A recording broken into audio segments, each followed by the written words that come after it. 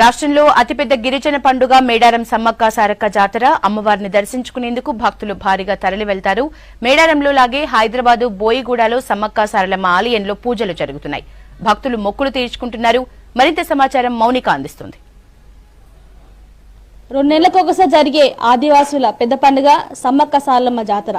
తెలంగాణ నుంచే కాదు, ఇటు ఆంధ్రప్రదేశ్, మహారాష్ట్ర, ఛత్తీస్గఢ్ నుంచి కూడా అమ్మవారి దర్శనానికి వెళ్తూ ఉంటారు, మొక్కులు చెల్లించుకుంటూ ఉంటారు.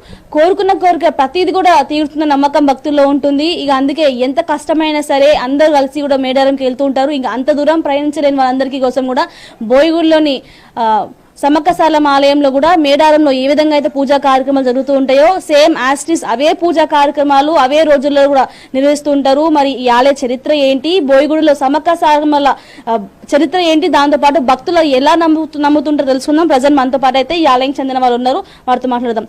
అమ్మ, చాలా వరకు సిటీలో తక్కువ సమ్మక్క సారలమ్మ ఆలయాలు అంటే అరుదుగా కనిపిస్తుంటాయి. ఊర్లలో అయితే మనం చూస్తుంటాము, గ్రామ దేవతలాగా కుల దేవతలాగా కూడా పూజిస్తూ ఉంటారు. ఇక్కడ ఎలా నిలుపుకున్నారు మీరు, చరిత్ర ఏంటి? మేము చిన్నగా ఉన్నామమ్మ.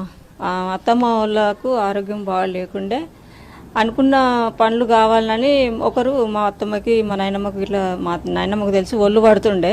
జ్వరం వచ్చినా ఏదన్నా అయినా కానీ మా నాయనమ్మ ఒళ్ళు పట్టగానే బొట్టు పెట్టగానే తగ్గిపోతుండే.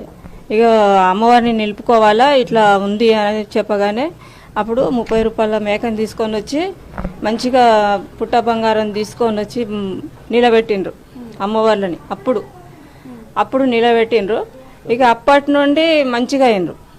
మంచిగా తిననికి, అన్నం కట్టనికి, బట్ట, అనుకున్న పనులు, ఉద్యోగాలు, ఆరోగ్యాలు అన్ని విధాలా బాగైనాయి. ఇక అందరు పెద్దగా అయినరు, పెళ్ళిళ్ళు అయిపోయినాయి, ఎక్కడక్కడ మంచిగా ఉన్నారు. ఇక మా మేనత్త కొడుకు, నేను మేనమామ బిడ్డని.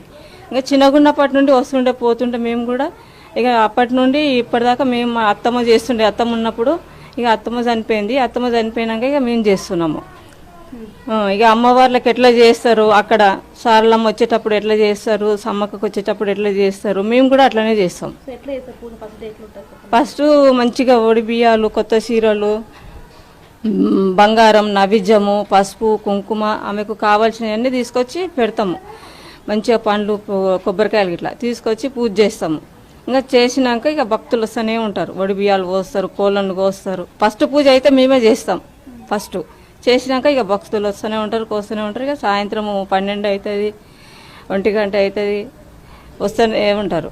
మంచిగా అవుతాయి పూజలు. ఇక్కడ నమ్మకం చాలా.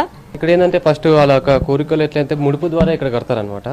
ముడుపు ద్వారా కట్టిన తర్వాత వాళ్ళు ప్రతి ఒక్క శుక్రవారం, పౌర్ణమి రోజు ఏదైతే శుక్రవారం నాడు పౌర్ణమి వచ్చిన రోజు ఉన్నప్పుడు మాత్రం ఇక్కడికి వచ్చి వాళ్ళు